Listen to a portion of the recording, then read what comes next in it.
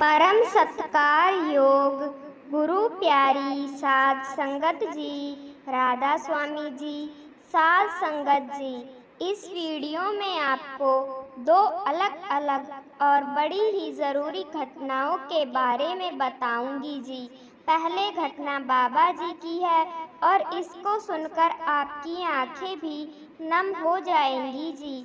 और वीडियो के आखिर में एक और ऐसी घटना आप सुनेंगे जिसके बाद आप भी सोचने पर मजबूर हो जाएंगे कि क्या हम सच में सत्संगी हैं। साध संगत जी, सबसे पहली घटना सुनते हैं जी, जो कि डेरे में हुई और बाबा जी के सामने हुई थी जी। बहुत सारी संगत ऐसी है जो बाबा जी की भक्ति में विश्वास रखती है और बहुत सारी संगत ऐसी भी है जो बाबा जी की भक्ति नहीं करते। आज इस वीडियो में बाबा जी का एक बहुत बड़ा संदेश मैं आपको बताने जा रही हूँ जी। साध संगत जी, सबसे पहले हमें यह समझने की ज़रूरत है कि हम सब सत्संगी लोग जब भी कोई शुभ काम करने जा रहे होते हैं तो बाबा जी के स्वरूप को, बाबा जी की तस्वीर को सामने रखकर बाबा जी का शुक्र करते हैं और विनती करते हैं कि बाबा जी, आपकी मेहर से आज मेरे घर में यह शुभ कार्य होने जा रहा है। आपका बहुत बहुत शुक्रिया है। साध संगत जी, यहाँ तक तो बिल्कुल ठीक है जी, और ऐसा हमें करना भी चाहिए, क्योंकि अपने हर कार्य में जब हम अपने गुरु को शामिल कर लेंगे तो फिर गुरु अपने आप संभाल लेते हैं जी। इसलिए डेरे द्वारा बाबा जी की तस्वीरों को संगत में दिया जाता है जी। लेकिन बहुत सारी संगत ऐसी है जो बाबा जी की तस्वीर को ही सब कुछ मानकर बैठी हुई है जी।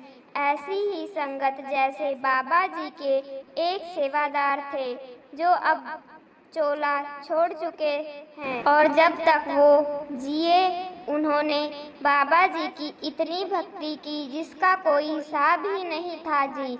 इस सेवादार की ड्यूटी उन दिनों में बाबा जी की कोठी में लगाई गई थी जी। इस वजह से बाबा जी से उसकी मुलाकात आए दिन होती रहती थी जी। सेवा की भावना उस सेवादार में इतनी ज़्यादा थी कि आप और हम सोच भी नहीं सकते जी। बाबा जी जब भी उससे मिलते तो उससे हमेशा सवाल किया करते थे कि भजन सिमरन कैसा चल रहा है, और इस सवाल पर वह बाबा जी को कह देता था कि बाबा जी, मेरे भजन भी आप हो और सिमरन भी आप हो, आपके अलावा मुझे कुछ दिखाई नहीं देता। तो इस बात पर बाबा जी उसको समझाते कि बेटा, मुझ में और तुझ में कोई फर्क नहीं, जो मेरे अंदर है वही तेरे अंदर भी है और उसी की भक्ति हम सबको करनी है। लेकिन सेवादार बाबा जी की इस बात को हमेशा हंसी में टाल देता था। सेवादार हर रोज सुबह और शाम को बाबा जी की तस्वीर के आगे हाथ जोड़कर बैठकर बिल्कुल ऐसे ही भक्ति किया करता था जैसे लोग अक्सर मंदिर में या अपने घरों में भगवान की मूर्ति के आगे बैठकर करते हैं। मंदिर में लोग जोर जोर से भगवान की आरती करते हैं और यह सेवादार घर पर सुबह शाम बाबा जी की तस्वीर के आगे जोर जोर से बाबा जी के शब्द गाया करता था। बाबा जी के बार बार समझाने पर भी सेवादार नहीं समझता था। सेवादार इसी काम को ही भक्ति मानकर बैठ गया था जी, और बाबा जी उसको बार बार यही समझाते थे कि बेटा, मैं यहाँ संगत के बीच आया हूँ तो मेरा एक मकसद है, और अगर मेरी संगत तेरे जैसी सोच रखेगी तो मैं अपने मकसद में कभी भी कामयाब नहीं हो पाऊंगा। गुरु की भक्ति करके करके तुझे कुछ भी हासिल नहीं होगा। गुरु यहाँ अपनी तारीफ करवाने या अपने शरीर की भक्ति करवाने नहीं आते। गुरु जब संसार में आते हैं तो एक बड़ी जिम्मेदारी उनके कंधों पर होती है और गुरु अपनी इतनी बड़ी जिम्मेदारी को तभी पूरा कर सकते हैं अगर संगत उनका साथ देगी, नहीं तो संगत के साथ के बिना गुरु कुछ नहीं कर पाएगा। तो सेवादार बाबा जी की इस बात को सुनकर कहने लगा कि बाबा जी आप हुक्म कीजिए, आपको मुझसे जैसा भी साथ चाहिए मैं देने को तैयार हूँ। यह जीवन मैंने आप ही के नाम तो कर रखा है, अगर आप कहीं से छलांग लगाने को भी कहोगे तो भी मैं एक सवाल नहीं करूँगा और कूद जाऊँगा। बाबा जी सेवादार की बातों को सुनकर मुस्कुरा पड़े और कहने लगे कि तू मेरी एक छोटी सी बात तो मानता नहीं और बातें कहीं से भी छलांग लगाने की करता है। तो इस पर सेवादार कहने लगा कि बाबा जी मैं भक्ति करता तो हूँ, सेवा भी करता हूँ और सुबह शाम भक्ति भी करता हूँ। तो बाबा जी समझाने लगे कि बेटा अगर ऐसी भक्ति करनी थी तो नामदान लेने की क्या ज़रूरत थी, यह भक्ति तो बिना नामदान के भी हो सकती है, बाकी आगे तेरी मर्जी। गुरु का काम होता है संगत को सही राह दिखाना। अब अगर संगत चलना ही ना चाहे तो इसमें गुरु क्या करेगा। यह कहकर बाबा जी वहाँ से चले गए और ऐसे ही इस सेवादार को डेरे में सेवा करते करते बहुत साल बीत गए। यह कई साल तक बाबा जी की भक्ति करता रहा और अब सेवादार बूढ़ा हो चुका था और बूढ़े होने की वजह से सेवादार का शरीर उतनी सेवा नहीं कर पाता था जितनी यह जवानी में समय में किया करता था।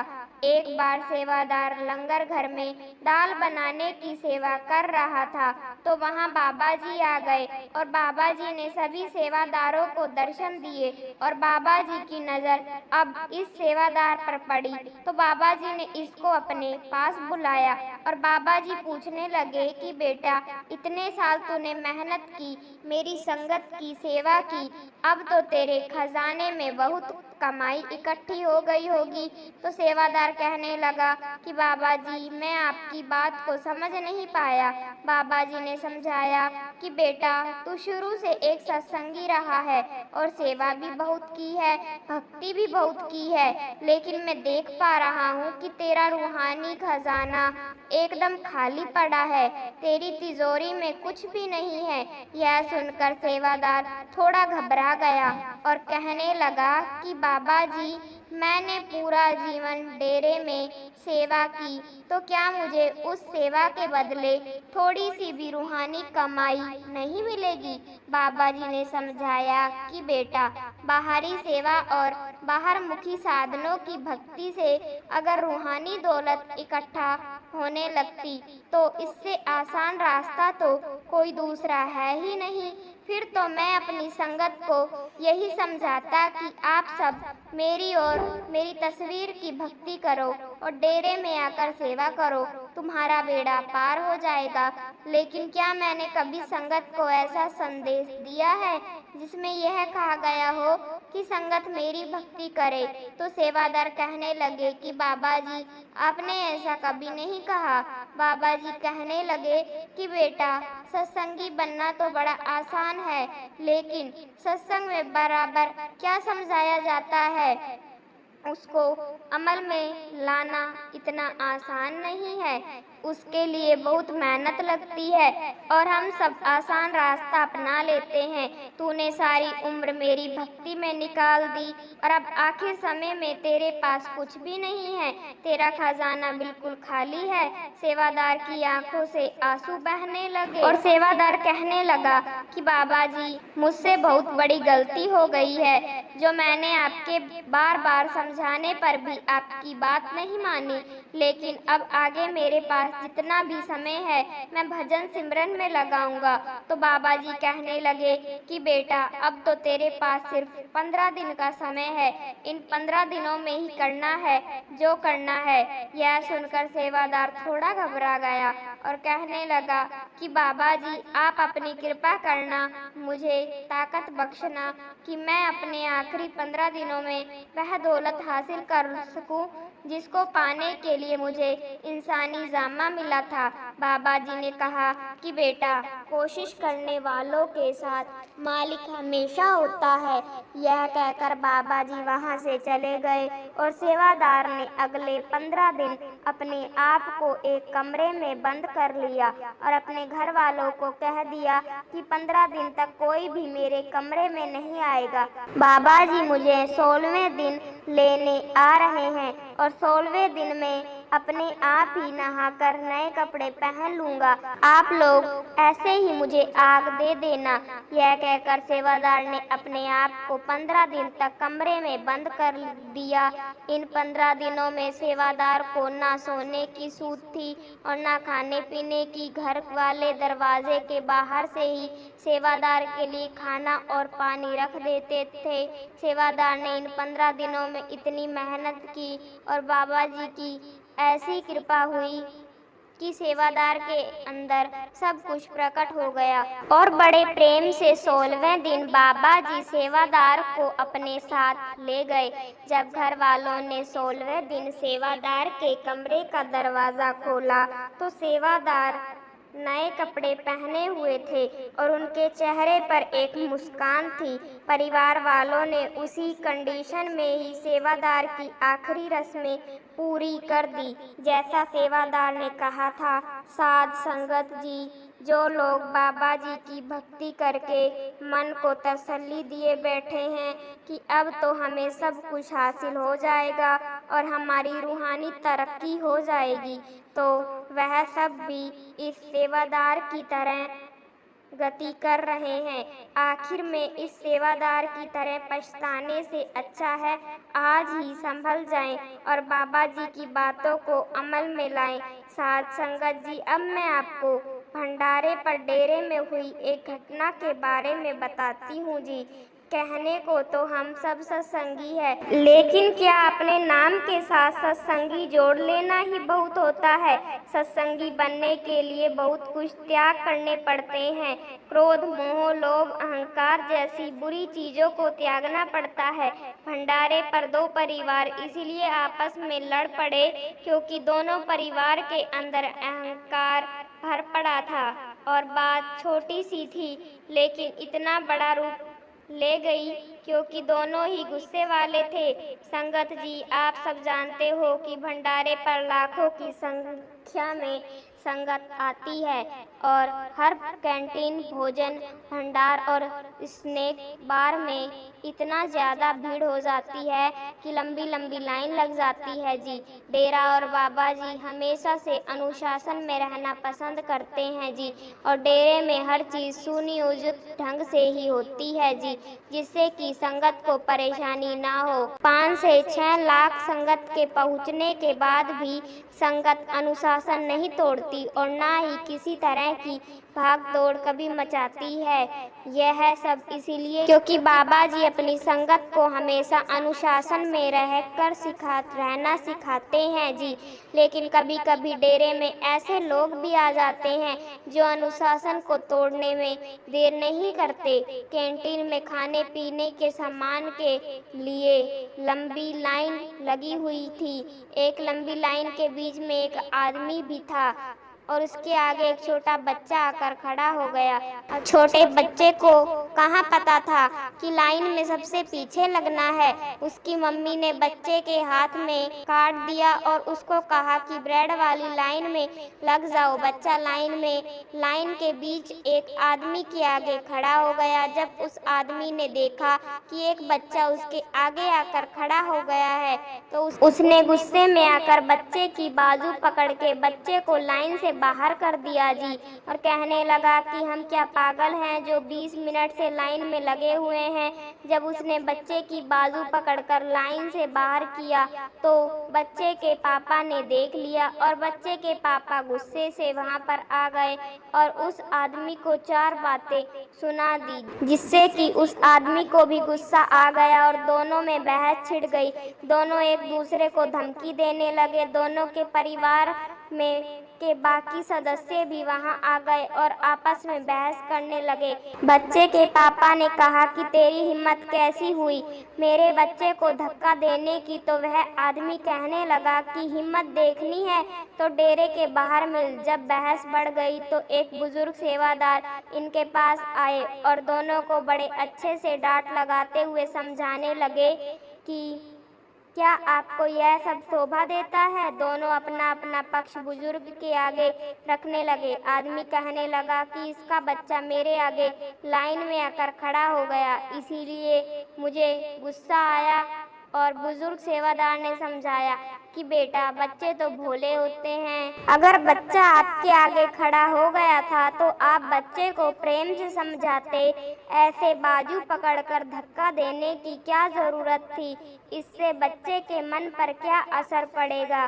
बड़ी देर की बहस के बाद बुजुर्ग ने दोनों परिवारों को शांत किया और उसके बाद दोनों ने एक दूसरे से माफी भी मांगी। साध संगत जी, यह घटना मैंने इसलिए सुनाई जी क्योंकि इन दोनों परिवार में और हम सब में जरा भी फर्क नहीं है जी। भीड़ वाली जगह पर कोई गलती से हमारे पैर पर पैर रख दे या जरा सा गलती से धक्का लग जाए तो हमें गुस्सा आ जाता है जी। हम सोच कर देखें कि क्या हम सच में सत्संगी बन गए हैं या सिर्फ दुनिया को दिखाने के लिए हम लोग सत्संगी हैं। असल सत्संगी वही है जिसके मन में 5 विकार काम क्रोध लोभ मोह अहंकार जड़ से निकल चुके हैं। और हमें भी कोशिश करनी है कि हम अपने मन के बुरे विकारों को निकालकर बाहर फेंकते और बाबा जी के उसूलों पर चले। साध संगत जी, बाबा जी अक्सर अपनी संगत को समझाते हैं कि हमें कभी भी किसी की बुराई नहीं करनी चाहिए, किसी की निंदा नहीं करनी चाहिए और ना ही किसी के लिए अपने मन में ईर्ष्या रखनी है। बाबा जी अपनी संगत को ऐसा क्यों समझाते हैं, इसका जवाब आपको बाबा जी की इस साखी में मिल जाएगा जी। जब आप बाबा जी की इस साखी को पूरा सुन लेंगे तो यकीन मानिए आप जीवन में कभी किसी की बुराई या निंदा जानबूझकर तो क्या जाने अनजाने में भी नहीं करोगे। इस साखी को सुनने के बाद आप वो जगह छोड़ दिया करोगे जहाँ किसी की निंदा की जा रही हो जी। इसीलिए बाबा जी इस प्रेरणा भरी साखी को पूरा जरूर सुनिए जी। साध संगत जी, एक गांव में एक बहुत अमीर सेठ रहा करता था। सेठ अक्सर गरीबों और ब्राह्मणों को अपने घर बुलाकर भोजन करवाया करता था। सेठ का मानना था कि वो अपनी कमाई का 10वां हिस्सा दूसरों की भलाई के काम में लगाया करेगा और ऐसा वह सालों से करता भी आ रहा था। मालिक की मौज से उसके पास सब कुछ था और उसका कारोबार भी बहुत अच्छा चल रहा था। एक बार सेठ के पिता की बरसी आई तो सेठ ने 11 पंडितों को अपने घर आने का न्योता भिजवाया और सेठ ने अपने रसोइयों को कहकर पंडितों के लिए बहुत सारे अच्छे अच्छे पकवान बनवाए और सेठ और सेठानी ने सभी पंडितों को बड़े प्रेम से अपने हाथों से खाना परोसा। सभी पंडितों ने पेट भरकर खाना खाया और उसके बाद सेठ और सेठानी रसोई में से पंडितों के लिए स्पेशल बनाई गई खीर लेकर आए। पंडितों ने बड़े शौक से खीर खाई और अब जो होने वाला था वह सबके होश उड़ाने वाला था। पंडितों ने जैसे ही खीर खाई एक एक करके सभी पंडित मारे गए। यह देखकर सेठ सेठानी घबरा गए और वह दौड़कर अंदर रसोई में गए और रसोइये पर शक करते हुए पूछा तो रसोइये ने कहा कि जी मैंने खाने में कुछ नहीं मिलाया। साध संगत जी, जिस समय रसोइया खीर बना रहा था उस समय खीर के पतीले के ऊपर आकाश में एक कौवा अपनी चोंच में एक सांप को दबाए उड़ रहा था और सांप बार बार कौवे से खुद को बचाने के लिए पुकार रहा था और उसकी पुकार के साथ ही उसका जहर नीचे खीर के पतीले में गिर रहा था। जिस बात की जानकारी ना तो रसोइयों को थी और ना ही सेठ सेठानी को। 11 पंडितों की मौत देखकर सेठ के हाथ पैर फूल गए और वह सोच में पड़ गया कि इतने बड़े पाप के लिए यमराज ना जाने मुझे कौन से नरक में भेजेंगे। मैंने तो आज तक एक मक्खी भी नहीं मारी, लेकिन आज मेरे घर में 11 पंडित मारे गए। यह सोच सोच कर सेठ का हाल बुरा होता जा रहा था। पूरे गांव को पता था कि सेठ ऐसा काम जानबूझकर नहीं कर सकता, क्योंकि सेठ बड़ा ही दयालु और दूसरों की मदद करने वाला इंसान है। इसलिए गांव वालों ने सेठ पर उंगली नहीं उठाई। लेकिन गांव में रहने वाले एक पति पत्नी सेठ से बहुत ज्यादा ईर्ष्या रखते थे। वो सेठ से इसलिए जलते थे क्योंकि सेठ के पास बहुत पैसा था और सेठ गांव वालों की नज़र में धर्मात्मा बना हुआ था। साथ संगत जी, ऐसे ही एक एक करके दिन बीतने लगे, लेकिन सेठ अपने मन से इस घटना को भुला ही नहीं पा रहा था। फिर किसी ज्योतिषी ने सेठ को कहा कि सेठ जी, आपके घर 11 पंडित आपके खाने में गलती से मिले जहर की वजह से मारे गए। आप एक काम करो, आप 101 ब्राह्मणों को भोज पर बुलाओ और उन्हें भोजन करवाओ। इससे आपसे अनजाने में यह जो पाप हो गया है, यह आपके ऊपर से उतर जाएगा। सेठ ने उसी समय अपने आदमी को बहुत सारे ब्राह्मणों के घर भेजा और उन्हें अपने घर आने को आमंत्रित किया। जब सारे पंडित एक साथ मिलकर सेठ के घर जा रहे थे, तो रास्ते में वही पति पत्नी जो सेठ जी से ईर्ष्या करते थे, उन्होंने देखा कि एक साथ इतने पंडित सेठ जी के घर जा रहे हैं। पति पत्नी ने पूछा तो उन्हें पता लगा कि यह सारे ब्राह्मण सेठ के घर भोजन पर जा रहे हैं। तो पति पत्नी एकदम से कहने लगे कि क्या आपको अपनी जिंदगी प्यारी नहीं है। पंडितों ने सुना तो वह डर गए और कहने लगे कि हम सेठ के घर भोजन करने जा रहे हैं, फांसी पर चढ़ने थोड़ी ना जा रहे हैं। तो पति पत्नी कहने लगे कि आप सब लोग ब्राह्मण लोग हो, इसलिए हमारा फर्ज है आपको आगाह कर कि यह जो सेठ है, यह ब्राह्मणों को अपने घर बुलाकर उन्हें खाने में जहर मिलाकर दे देता है और जिससे कि ब्राह्मण की मौत हो जाती है। कुछ समय पहले 11 ब्राह्मणों को इस सेठ ने जहर देकर मार दिया था। यह सुनते ही ब्राह्मणों के होश उड़ जाते हैं और सभी ब्राह्मण उल्टे पैर वापस अपने घर की तरफ लौट जाते हैं। जब ब्राह्मण वापस लौटने लगते हैं तो पति पत्नी को बड़ी ही खुशी मिलती है। इधर सेठ ब्राह्मणों का इंतजार कर रहा होता है, लेकिन बहुत देर तक जब ब्राह्मण नहीं आते तो सेठ इतने सारे खाने को गांव वालों में बंटवा देता है।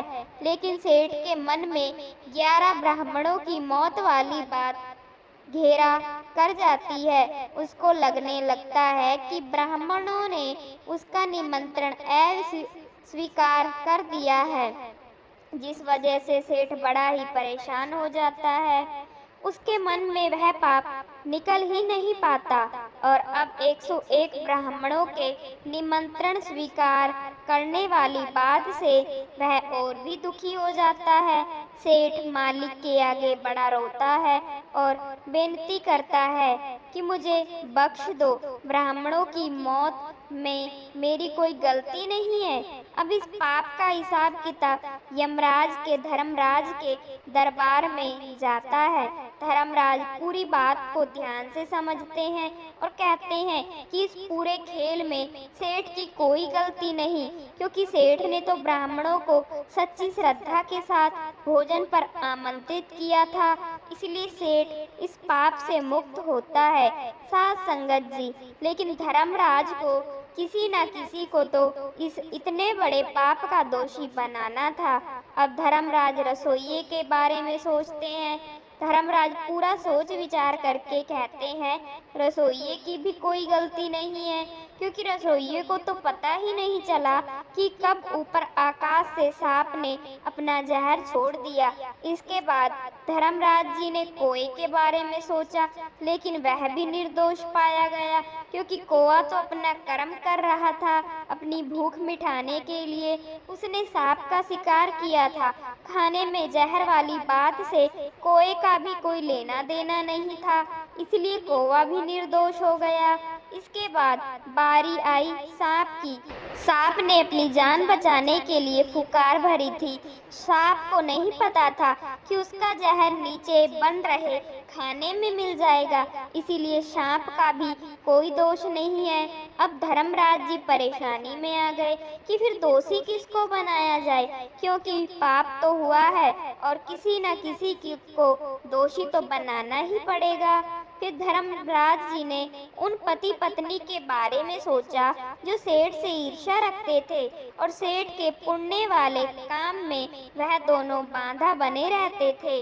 उन दोनों ने सेठ की निंदा 101 ब्राह्मणों के आगे की थी।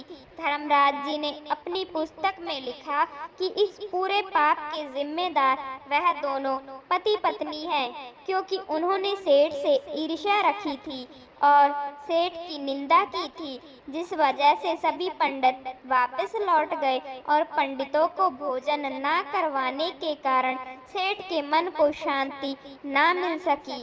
धर्मराज ने उसी समय आदेश दिया कि पत्नी को अंधा कर दो और पति के दोनों हाथ काट दो, और जब तक उसकी सांसें लिखी है तब तक वो ऐसे ही जिएंगे। धर्मराज का हुक्म हुआ था तो हुक्म का पालन भी किया गया। एक दिन पत्नी रसोई में गरम तेल में पूरियां तल रही थी कि अचानक गरम तेल की छींटे पत्नी की आंखों में पड़ गए और उसकी दोनों आंखें हमेशा के लिए खराब हो गई। और इसके कुछ दिन के बाद पति अपने पशुओं के चारे के लिए घास को काट रहा था कि उसके दोनों हाथ मशीन में आ गए।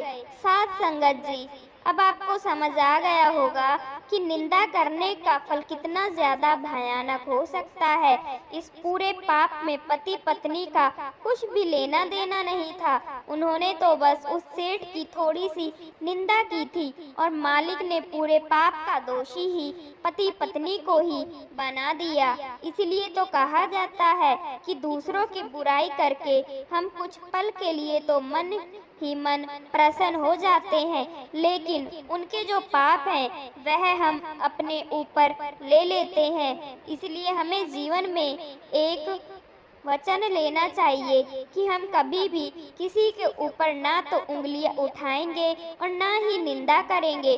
कोई गलत है तो वह उसके अपने कर्म है, हम उसको दंड देने वाले कोई नहीं होते। जिसने दंड देना है वह सब कुछ देख रहा है, इसलिए सब कुछ उस मालिक पर छोड़ दो और बस अच्छे कर्म करते चलो।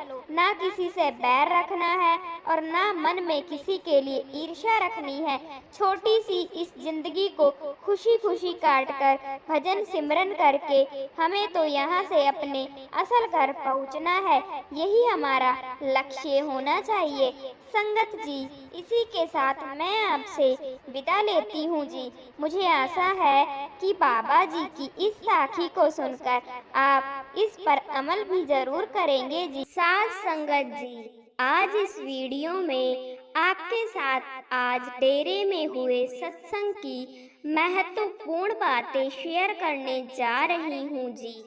आज बाबा जी ने जो कुछ भी संगत को समझाया जी, वह सब कुछ आप भी सुनिए, समझिए और अमल में लाइए जी। आज बाबा जी ने आज निरंजन प्रभ निरंकारा वाणी पर सत्संग फरमाया था जी।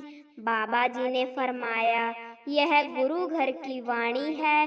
पांचवी पातशाही हमें समझाने की कोशिश कर रही है कि हम जो भक्ति कर रहे हैं क्या वह सही है, हमें भक्ति करनी किसकी है। आज हम गुरु के शरीरों के आगे, तस्वीरों के आगे माथे टेकने लगते हैं। बाबा जी बोले, क्या ऐसे माथे टेकने से हम अपने असल मकसद में कभी कामयाब हो सकेंगे।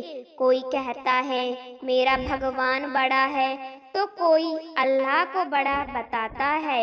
लेकिन भक्ति करनी किसकी है, हमें यह नहीं पता।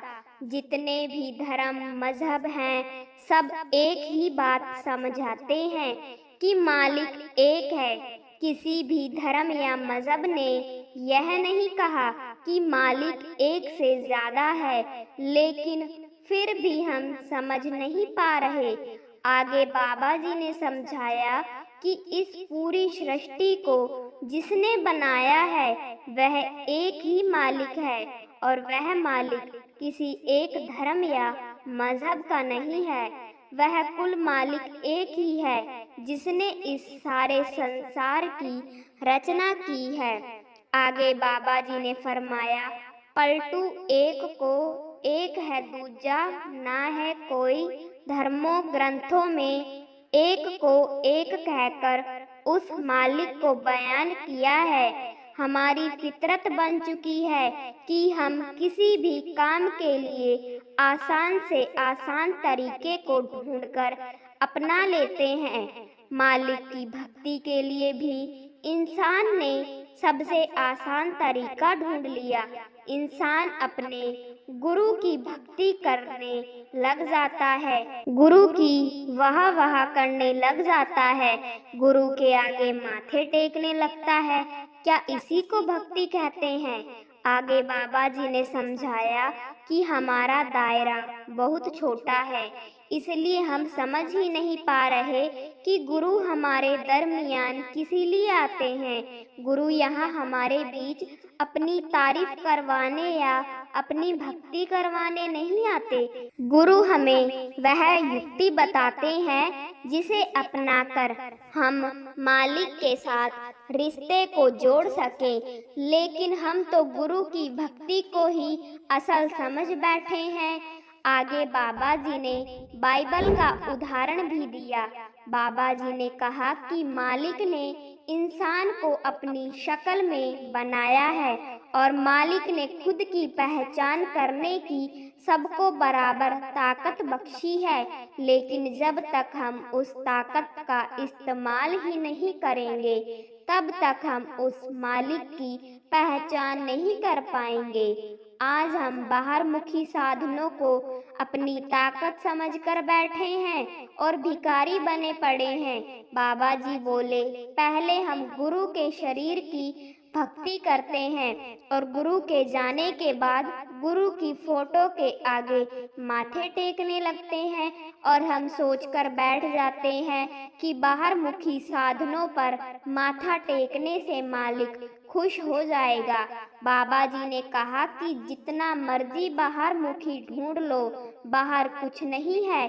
अपनी ताकत को पहचानो, सब कुछ अंदर छुपा हुआ है। आगे बाबा जी ने 84 के ऊपर समझाया कि 84 के जाल में आज सब फंसकर बैठे हैं। आज सब मोह माया में पड़े हुए हैं, और जिस मालिक ने हमें सब कुछ दिया है उस मालिक को भूले बैठे हैं। बाबा जी बोले, यह इंसानी जामा फिर पता नहीं दोबारा कब मिलेगा। एक जूनी में अगर 1 साल भी काटना पड़े तो सोचो दोबारा कितने लाख सालों के बाद मालिक हमें फिर से यह मौका देगा, और हम मोह माया में पड़कर अपने असल को भूले बैठे हैं। हम बाहरी जिम्मेदारियों के लिए मालिक के प्रति जिम्मेदारी को भूले बैठे हैं। बाबा जी बोले, जब हम मालिक की जिम्मेदारी को निभाना शुरू कर देंगे तो बाहरी जिम्मेदारियों अपने आप पूरी होती जाएगी। आगे बाबा जी ने धर्मों मजहब के भेदभाव को समझाते हुए फरमाया कि मजहब नहीं सिखाता आपस में बैर रखना। बाबा जी बोले, मजहब जब बने थे तो उनकी नींव प्रेम के आधार पर रखी गई थी, और आज मजहब के नाम पर एक दूसरे के दुश्मन बने पड़े हैं। आगे बाबा जी ने उदाहरण देते हुए समझाया कि यह तो इंसान की फितरत है कि इंसान सब कुछ बांटने लगता है और बंटवारे में खुशी ढूंढता है। जब छोटे थे तब खिलौनों कपड़ों को बांट लिया, जब बड़े होते हैं तो जमीन जायदाद कारोबार को बांट लेते हैं, फिर अपने आप को देशों में बांट लेते हैं, फिर धर्म बना दिए, खुद को धर्मों में बांट लिया और जिस एक ने इस सृष्टि की रचना की है उस मालिक को भी नहीं बख्शा, मालिक को भी बांट लिया। कोई कहता है गोड़ बड़ा है तो किसी ने भगवान को बड़ा बता दिया। बाबा जी ने समझाया कि सबके अपने अपने तरीके हैं, लेकिन मकसद सभी का एक ही है, अपने अंदर उस मालिक को पाना। बाबा जी बोले, एक पिता एकस के हम वारिस, वो मालिक एक ही है और हम सब उस एक मालिक के बच्चे हैं। बाबा जी ने कहा कि अब सवाल यह आया कि जब मालिक एक है तो उसको पाने के तरीके अलग क्यों हैं। बाबा जी ने समझाया कि अलग अलग समय पर दुनिया में महापुरुष आए और सबने एक अच्छा माहौल बनाने के लिए अपने अपने हिसाब से हमें समझाया है। लेकिन क्या कोई ऐसा धर्म है जो कहता हो कि मालिक दो है या तीन है? सबका कहना है कि मालिक एक ही है। आज सब किसी न किसी मत से, किसी न किसी सभ्यता से जुड़े हुए हैं और हर सभ्यता की, हर मत की अपनी अपनी सोच है। तो हमारी ज़रूरत को समझते हुए और हमारी कमजोरियों को देखते हुए आप जी ने हमें बाहरमुखी साधनों के बारे में समझाया और आज हम जो भेदभाव रखते हैं वह इन्हीं बाहरमुखी साधनों में ही करते हैं। हर धर्म अपने तरीके को उत्तम बताता है और सब समझने लगे कि हर धर्म का भक्ति करने का तरीका अलग है। आखिर में बाबा जी ने संगत को समझाया कि नाम की कमाई कर लो, भजन सिमरन कर लिए, टाइम निकालो। बाबा जी बोले, नानक के घर नाम साध संगत जी। आज पंडाल में एक भाई अपने इमोशंस पर कंट्रोल नहीं कर सके और पंडाल में बहुत जोर जोर से रोने और चीखने लगे थे, जिसके बाद आसपास बैठी संगत और कुछ सेवादारों ने उनको संभाला था। साध संगत जी इस वीडियो को अपने ग्रुप में दूसरी संगत के साथ साझा जरूर करें जी। यह भी एक सेवा ही है, क्योंकि बहुत सारी संगत डेरे नहीं जा सकी थी जी, और आपके एक शेयर से संगत घर बैठकर ही आज बाबा जी की समझाई बातों को सुन सकती है जी। इस काम को सेवा समझकर जरूर करें जी। संगत जी कमेंट में राधा स्वामी लिखना मत भूले जी और अपने इस चैनल को सब्सक्राइब करना मत भूले जी। गुरु प्यारी सा